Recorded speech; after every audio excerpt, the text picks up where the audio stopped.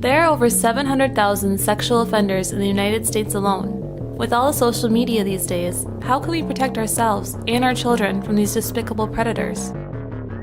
Welcome to the Voice of the Victim podcast, where we discuss criminal cases that involve some factor of abuse. Our goal is to spread awareness of abuse that could be taking place around any of us and encourage everyone to take responsibility and report if they see a child or an adult being abused. It was Saturday, March 22nd, 2014 in Fife, Scotland.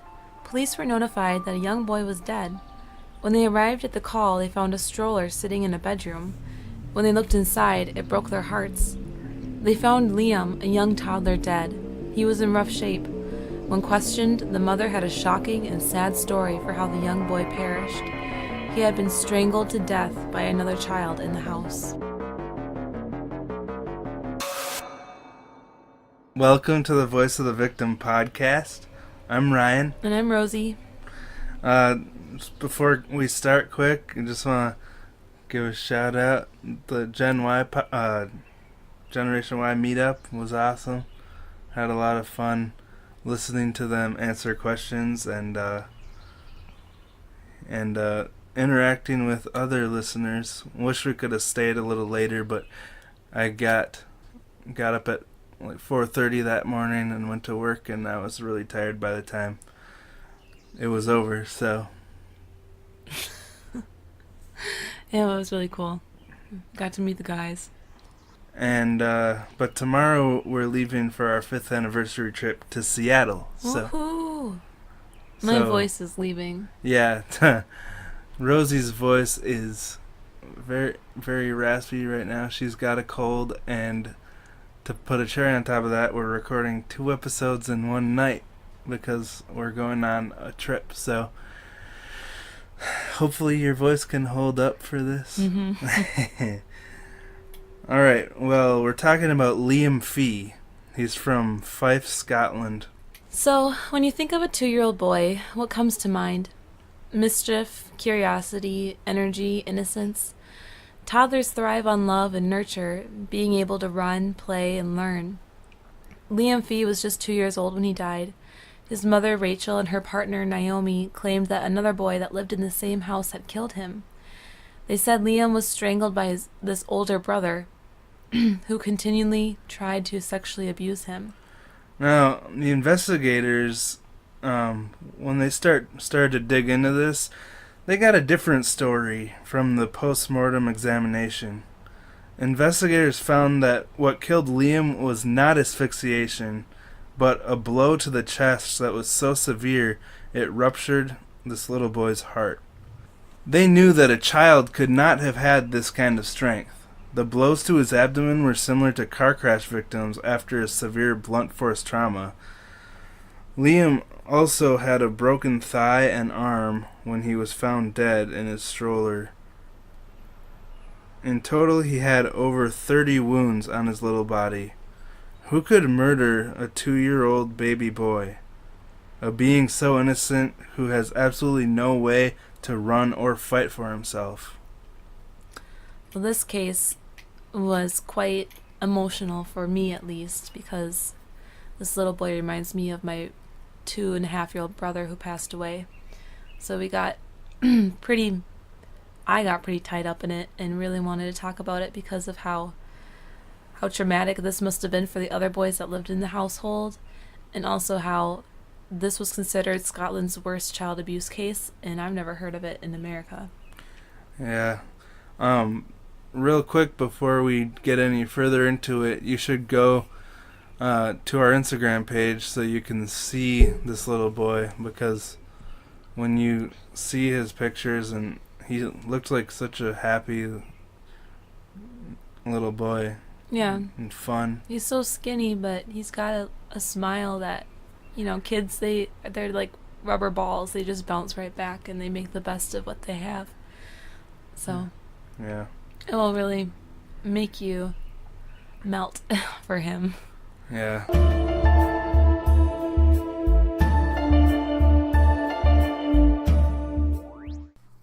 That's horrible. That's true. So strange. Usually. I can't imagine what that's like. Do you want to? That could never happen to me. It might. Lock him away. He's pure evil. Or insane. Or human. My name's Kate. I have worked as a forensic psychologist as well as in prisons and as a crisis clinician. My job was to figure out who gets locked up and who gets a key. To find the humanity in inhumane situations. So, are you sure you really want to know? Yeah? Maybe. Because by the end of the episodes, you just might end up thinking... I felt better before I knew that. You can find me at IWB Podcast on Facebook, Twitter, sometimes Instagram, or you can email me at iwbpodcast@gmail.com. Well, let's talk about Liam's mother and go back to 2005.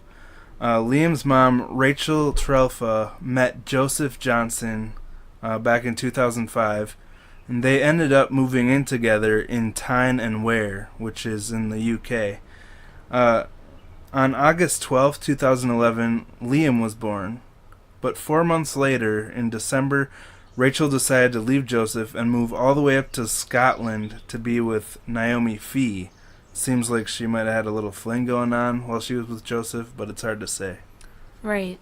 Rachel and Naomi's relationship, it goes off on a rocky start. Not too long after leaving Joseph for Naomi, she actually tried going back to Joseph, saying that Naomi was treating her badly. But that didn't work out, and she went back to Naomi and cut off communication with Liam's father, Joseph.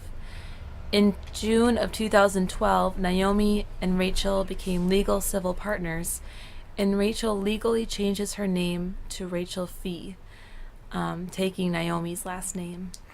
Yeah, Liam was an adorable baby boy. Looking at his pictures makes my heart ache just to think of what his short life was like, and it's safe to say that it was really tough for Liam and the other boys. But like you said, little kids are like rubber bands. Like, no matter what you put them through, they usually just bounce back, and if you are nice to them again, they forgive you, even though you're treating them terribly. We talk about the other boys as the other boys because for legal reasons, Scotland has not disclosed their names or their ages, so that's what we're going to call them. To protect their identities. So let's talk about what came out during the investigation. The abuse in this house was regular. They were regularly tortured and abused. At times, the boys were tied up to a chair and locked in a dark room with rats and snakes. And Rachel and Naomi would say that these rats and snakes were there to kill and eat little boys. So, I mean, who has a room full of rats and snakes anyway? Yeah. This was a filthy house, and they had makeshift cages, zip ties, and chains that littered the floor. Not much is known of the two other boys in the house, but they were actually the ones that finally told the investigators what was going on. Rachel would make up strange rules for them to follow, one of these rules being that they couldn't use the bathroom at night. This was really hard for little boys, as naturally they have a harder time making it through the night without going to the bathroom. Yeah. So, and go ahead. When Rachel would wake up and find that they had wet the bed because she wouldn't let them use the bathroom, she would force them to take cold showers, and she'd push them under the cold water while they were shaking. If they were shaking too much, she would hold them under the cold water, and then they were forced to stand naked on a towel to drip dry instead of actually being able to use the towel. Right. One of the punishments included tying the boys in cages for hours at a time and also starving them. Yeah. One night, his moms got into a drunken fight, and Rachel threw a glass bottle at Naomi, but she missed, and it shattered against a wall, and the shards hit the boy and got stuck in his skin, because at the time he was tied up in the naughty chair, being forced to write lines, which I'm guessing that means they made him write the same lines over and over again as punishment. Yeah, they didn't say what the lines were. They just said quote unquote lines. So Yeah. I'm assuming it must have been like, I love my mom, or, something like that over and over and over Yeah, again. like they'd make you do in school when you were bad. Yeah. Yeah, and the moms would regularly carry out harsh beatings and even went so far as to stomp on the boys' feet until they bled. Yeah, when I read about that part, about them stomping on the little boy's feet, it was from an interview with a police officer. And the little kid he just said, it hurt so bad, and Rachel wouldn't stop until my feet would start bleeding. And he would just endure it because he can't fight back. Yeah. Oh, that's horrible. I know. What even more disgusting is that they force the kids to eat dog excrement. Yeah, E. coli alert. One of the boys described how they put a cage filled with rats over his head when he was bad and threatened to cut off his genitals with a saw. The other boy was told that his dad was dead, and it was his fault that he had killed him. He had his face rubbed in soiled underwear and was made eat his own vomit. Huh. Well, that's a lot to digest. I know. It really is. You can only imagine their day-to-day life having to endure all these things. Yeah, so as we know, Liam ended up dead at the hands of his mother. Which Rachel, one? Rachel, is she the stepmom or the real mom? the real mom. Okay. Yeah, so she either punched or kicked him in the chest or the stomach, which made him... That was his cause of death, but we talked about all the other injuries he had. But this had actually been brought to the attention of the authorities before, and we like to talk about missed opportunities on here. Well, this is one of them. They had a nanny, or what they call a childminder in Scotland, Heather Farmer, and during the trial of the death, she told the jury that in the 5 years she had been a childminder, Liam was the only child that she had concerns about. The jury heard that Miss Farmer had kept a diary during the time that she looked after Liam, noting that he had bruises on a number of occasions. She said that by Christmas 2012 she had begun to have doubts and contacted the Scottish Childminding Association for advice because she thought somebody was hurting Liam. Heather was nervous about calling because she didn't want to break up a family if nothing was actually happening. She says that when she called, they asked her outright if she was reporting suspicion. When she said that she wasn't sure and she needed help, they asked her again to report or not to report. So because of her confusion and doubts about the situation, she hung up. Yeah, later she would call again, but Heather talks about a time when she was watching Liam and he was unable to move his neck. So she called Rachel right away to tell her about his injury, and Rachel responded saying that she would take him to the hospital right away the same day. They lived in a small town, and Heather decided to sit outside the hospital to see if Rachel would actually bring Liam in, and she never saw them, but later she received a call from Rachel saying that she had brought Liam in, and the doctor said his neck was just sore due to teething. So Heather obviously knew this was BS because she never actually did bring Liam to the hospital, and this was the last straw for Heather. Because as we said, she knew that Rachel was lying to her, and that's when she told Rachel that she couldn't watch Liam any longer. So the daycare and childminders, or basically nannies, they did call CPS to report bruises and suspicious behavior, and a social worker and police officer were sent to the couple's home in January, but the moms gave an explanation that they considered plausible, that Liam had just bumped his head. So the social worker dealing with the case actually went off sick in April, and it was not looked at again until there was contact made by the nursery in June. So social workers confessed that Liam fell off their radar. Yeah, this social this social worker, after this whole case went down, ended up being fired because there were so many cases in which she wasn't actually looking after the children. Yeah, this reminds me of the Terrell Peterson case that we covered, Yeah. episode 6, I believe, but where CPS, they dropped the case because they didn't feel like taking care of it, apparently, and it resulted in a young boy dying.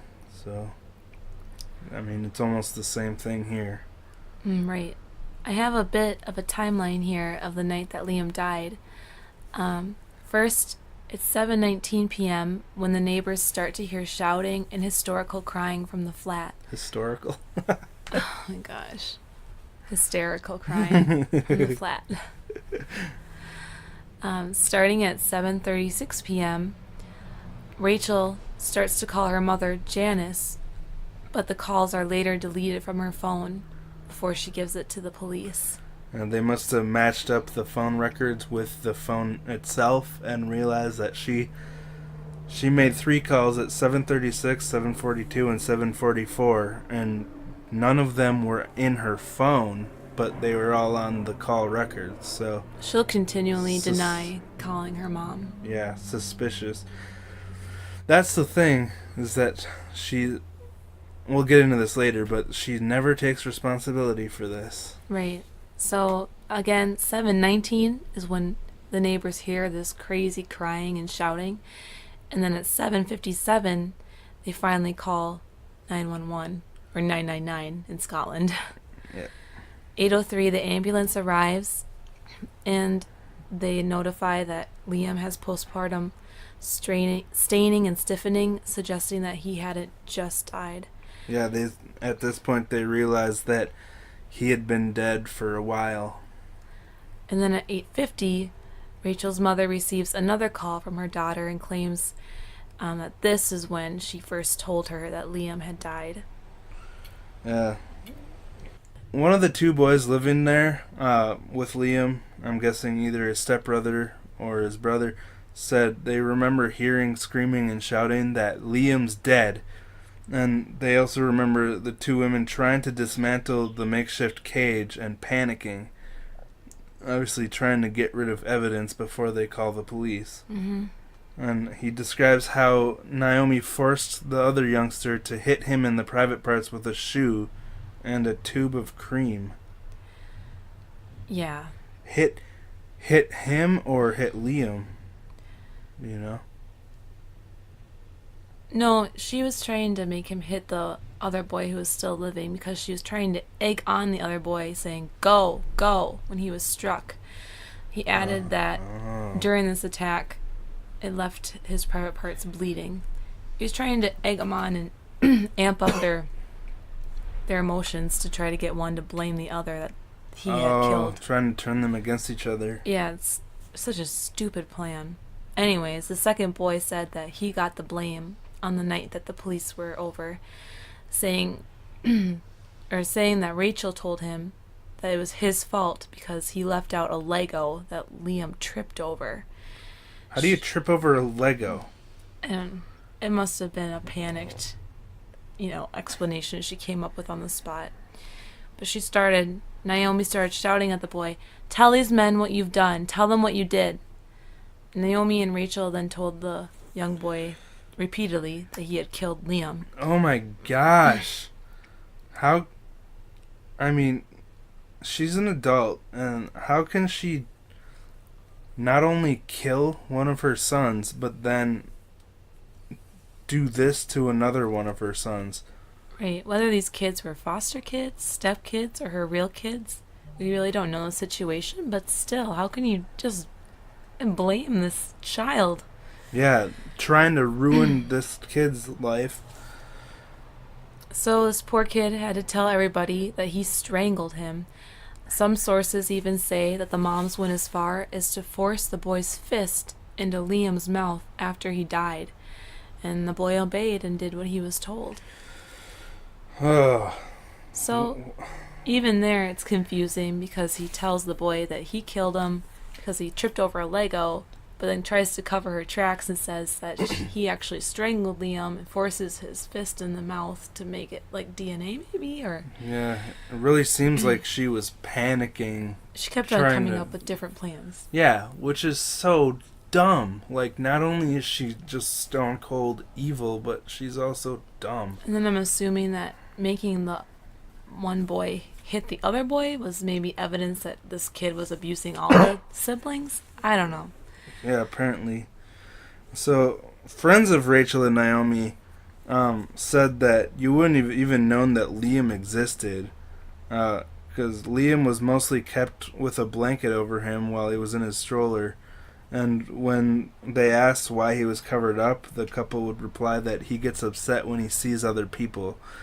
Which doesn't make sense, because when he's at his daycare and when he's with the babysitter, he's always got a huge smile on his face, and he did really, really well with other children. yeah, like I said, go look at his pictures and you'll see what we mean. Really, it's just, don't look at my kid. He's got bruises all over, and, you know. Yeah, no kidding. What was it? He had like 30 bruises on his body He had and 30 a broken wounds. hip. Right, the broken hip contributed to his death because it was so fresh. Ugh, this sounds so much like Terrell Peterson. Huh. Another friend at the time said that he let Rachel and Nyomi stay with him at his house during the investigation, and he was just shocked when he heard them joking about this case as if they would be able to share a jail cell together, and if wives could go to prison together. He says that they acted completely unremorseful. It didn't even seem like they had Liam in the first place. Yeah, so they, just the police finally, while they were investigating, they decided to look into the internet history of these women, and they found deleted searches on their laptops that were, how long can you live with a broken hip or a broken bone, and also, can wives go to prison together? So that's pretty incriminating. They had actually deleted these searches from their browser history because they knew that it was wrong, but they're also dumb enough to not realize that once you search something, they can still find it. Look at going through your ISP. So, idiots. Right. Hi, I'm Carla, And I'm Michael, and we're Go Postal Podcast. the podcast where we read your drunken ramblings, postcards, emails, whatever you can think of, really. And how do you get these sent to us? You can send it to P.O. Box 198514 in Nashville, Tennessee 37219, or gopostalpodcast@gmail.com. You can also find us on Twitter and Facebook. You can find us on Spotify, iTunes, Stitcher. We release an episode every Monday. Auf Wiedersehen! Ciao! The investigator said, quote unquote, in respect of Liam, it was plain from the evidence of those independent carers who looked after him and from the post-mortem examination that he had been subjected to a prolonged course of violent behavior which caused him appalling suffering, both physically and mentally, and ultimately caused his death at the age of 2.5. 2.5. So he was only half the age of Terrell Peterson. I think Terrell was 5. Mm-hmm. But, how could you do this to a 2-year-old or anyone? Just, they were using him as a punching bag, apparently. Right.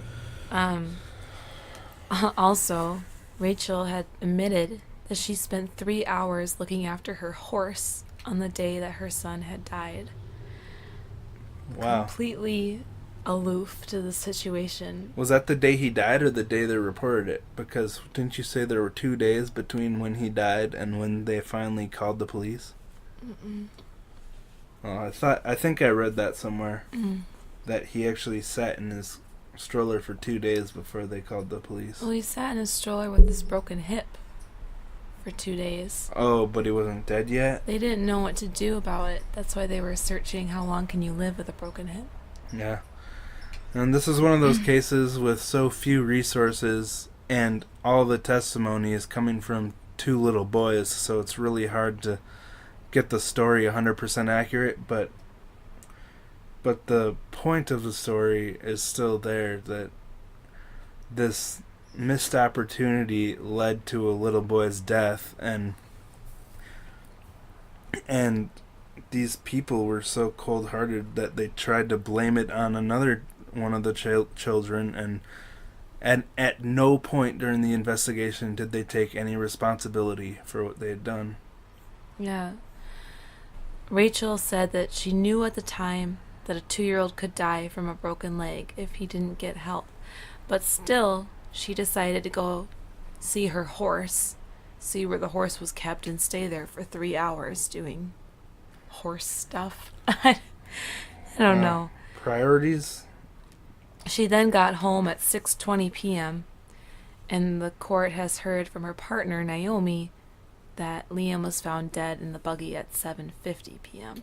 So it's only like an hour between those two times. They really don't talk about the blow that he got to his chest that ruptured his heart, but we're assuming that that's the final, ultimate cause of his death. Mm-hmm. We do have a little reenactment. I guess I have the distressed voice of a crying mom who doesn't want to go to jail, so it'll work out pretty good. Okay, was this before or after the interrogation where she just wouldn't talk? I'm assuming this is after. Okay. Yeah, if you look up on YouTube the first police interrogations, he'll be asking her questions, and no way does she try to help the investigation. She just sits there silently like a turd. Both Rachel and Nyomi just sit there like turds, staring at their fat guts. Yeah, but let's get to this reenactment. Okay. So, I'll be the investigator. I want to be him. Oh. No, I'm kidding. I'll do the girl voice. Make up your mind. I'm kidding. I'm sorry your voice is gone. It's okay. You sound cute, though. All right. So he told her this was a little boy who had a broken leg and who might die. And then he asked, whose decision was it not to take Liam to a hospital? Probably mine. It would have fell on me because I was his mother. I should have got help. Did you threaten to leave Nyomi if she got help for Liam? Yes. You put your own interests before those of your children? Yes. How does that square with the rights, duties, and responsibilities of being a mother? I completely failed him. You did. It was a decision I regret for the rest of my life. So that's the end of the reenactment, and to me, weird. is there more? Yeah, that was like just the taster. Okay, well I have one comment to make, which is her lawyer told her to say these things, and that's obvious based on her first interview, and she at no other point was the kind of person to make statements of regret like this. No. So this was definitely on the advice of her lawyer. Right. She denies murdering Liam by inflicting the blunt force trauma to his head and body. She's also denying any neglect to the toddler at his home, or neglecting the 2 other boys that are going to be remained nameless. So the only thing she's taking responsibility for is not taking him to the doctor. That is the only thing that she says she's guilty of, is the neglect of his broken bones. Yeah. And they also, both of them deny falsely blaming Liam's death on one of the other children. Yeah, she admitted that she suspected since March 17th that Liam had a broken leg, but still she does nothing. What kind of mother is that? Like, a normal mother, at least from my experience, finds things wrong with you to take care of, even if there is nothing wrong with you. Mm-hmm. And this mom sees that he might have a broken leg, which is a huge freaking deal, but she did nothing about it. And get this, the court searches through her phone and sees that she texted Nyomi asking her to pour her a drink and get it ready for her when she returned home from the stable. Wow. Does that sound like remorse? I guess you would have to drink to get through what you had done. You're right. I guess if you were a normal person with a heart, but... All right, let's go back to our reenactment. This one gets a little bit juicier. Yeah, this is another investigator now called Mr. McConaughey. He asks, how can it be that on March 22nd you spent 3 hours at the stable looking after your horse? I didn't mean to spend 3 hours at the stable. It was like that because of the way the lifts worked out. I couldn't get anyone to look after William. William is my horse.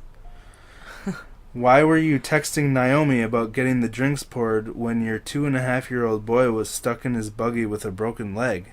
I don't know. Liam obviously is dead. Do you consider that this has anything to do with you? His death? No. When he died, he had suffered a variety of injuries. Do you think that had anything to do with you? With his injuries, yeah. Because I should have got him help. So, oh my gosh. So then he referred to a prolonged period of abuse by Liam by another child, which the Fees knew about.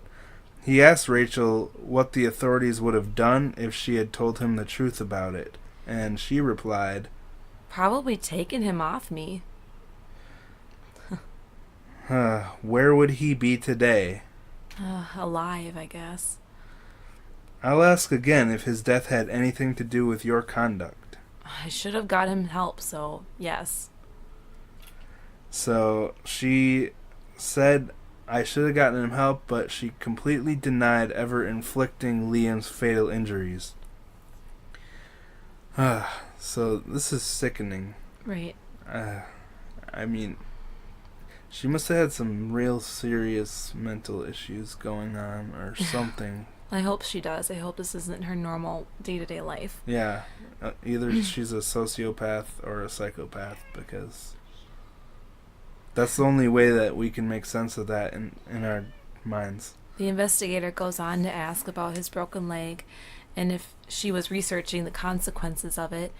She goes on to say, I wasn't thinking rationally. I knew it was the wrong thing to do, but I was just so scared. She said that she was hysterical when Nyomi found Liam dead in his stroller. She says she fell to the floor when he wasn't breathing. Well, she said, I think I fell to the floor. Right. So it must not have been that memorable for her if she can only say she thinks she fell to the floor.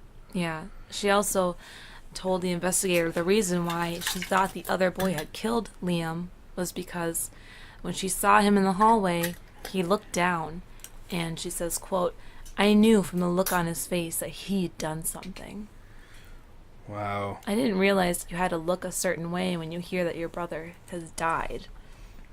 I don't know what to say about that, but she also said, I was completely distraught, devastated. I didn't know what was happening. I didn't know what to do. I had so many different emotions. And then she told the court that she shouted at the boy, you have strangled or suffocated him, haven't you? And she claimed that he replied, yeah. Right. Obviously, these boys had a really messed up relationship with each other. They didn't really know right from wrong, and they were only used to the things that were going on in the household. The boy does say that at some point he strangled him, but he meant that he just put his hand over his mouth, and then right after Liam went and watched TV. So I don't know exactly what that's all about, but I can only imagine that they're doing what they've been taught. And Well, apparently Liam is used to it if he just got up and watched TV afterward. yeah, and well, and she instructed one of the boys to stuff their fist into Liam's mouth after he was dead. Right. What kind of parent gives those kind of commands? So Rachel accused this young boy of previously sexually assaulting Liam, injuring the toddler's head, and breaking Liam's leg. She said that she did nothing about the assaults because she was worried about what social services would do to her. Wow. So she was more worried about her own well-being than the well-being of this poor little boy that she's blaming for murder and sexual abuse. She also denies tying the boys to the cage, tying the other boy to a chair in a room full of snakes and rats. She denies making the boys take cold showers for punishment of wetting the bed. But my question is to her is, why did they hide these makeshift cages? Why did the police find these makeshift cages, the room full of rats and snakes, and obvious physical evidence on these children that they were being abused? Exactly. There's so much physical evidence that, I mean, we know that these moms are guilty, and so they were sentenced. Trelfo was sentenced to serve a minimum of 23 and a half years, and Fee was sentenced to 24 years in prison. At least. They were At both least. considered life sentences, but those were after those years are up, they can try for parole. Yeah. They say it a little differently in Scotland. Thankfully, her family has completely disowned her, as I would if one of my sisters killed their son and then didn't take responsibility for it. Or even if they did, I would be like, what? Right. So they'll both be in their 50s before they can even be considered for release. Nyomi says that she is guilty for not seeking medical attention for Liam's broken bones, but she still maintains her innocence on all the other charges. At this time, Rachel was 31 and Nyomi was 29, so they're not old. They're gonna spend the good chunks of their lives in prison. Yeah. But they were old enough to know that this was completely wrong, and people have served life in prison for things way less than this. Right. I mean, if they do get out, that would be pretty bonkers. And I'd like to report that even though they were considered wives, they were not allowed in the same prison or in the same jail cell like they were hoping. Yeah. Thank goodness. And it doesn't even matter if you're married. If you're a girl boy or boy boy or girl girl, why would you be in the same prison cell? Yeah, I don't get exactly. it. It's not like they're like, oh, well, you guys are married? Here. Yeah. Have a nice... Have the honeymoon suite. Yeah. Jeez. Hopefully they're not even in the same state. Right. Or wait. They're not. Because they're not Country. here. I guess they have to be in Scotland, don't they? But whatever. This is just a really messed up family situation, and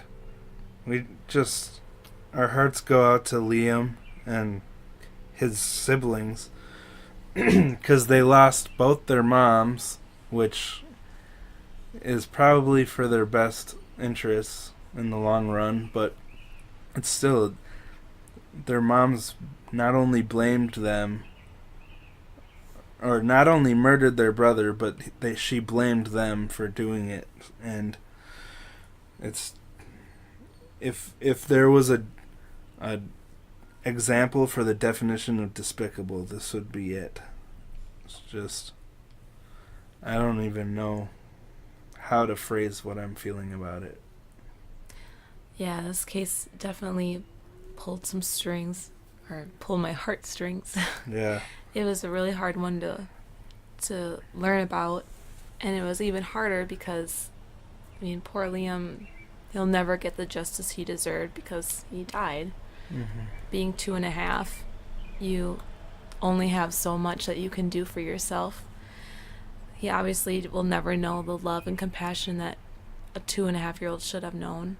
Yeah, and he was helpless. Like, you don't have any power or control to defend yourself when you're that age. You don't know how to go to the police. You don't know how to get help. And when the people that do have the power to get help, when they go to the authorities and then it leads nowhere, I mean, that's just a failure of the Child Protective Services for Liam.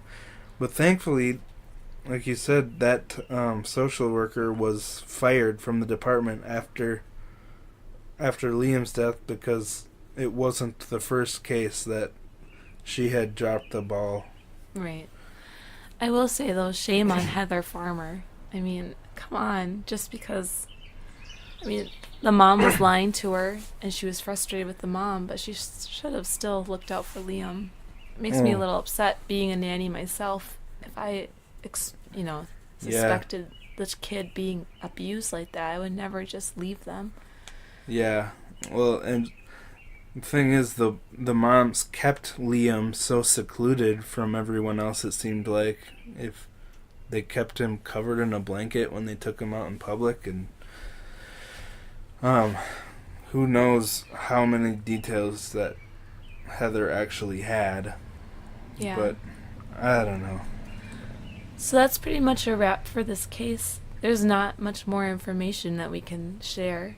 Yeah, It was hard enough finding this information. Yeah.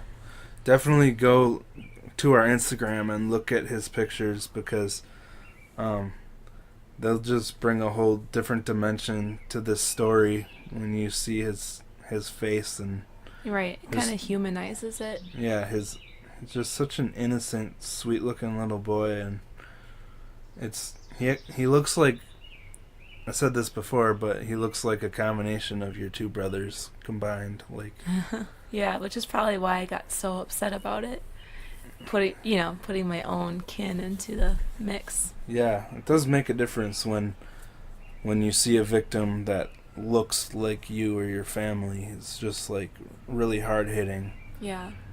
But, well, thank you for listening to this, and if you want to hear more of our cases, definitely subscribe, and we would really appreciate a review. Let us know what you like about the show, what we could improve about the show, and if you'd like to support us, definitely visit our Patreon page, www.patreon.com/VOVpodcast.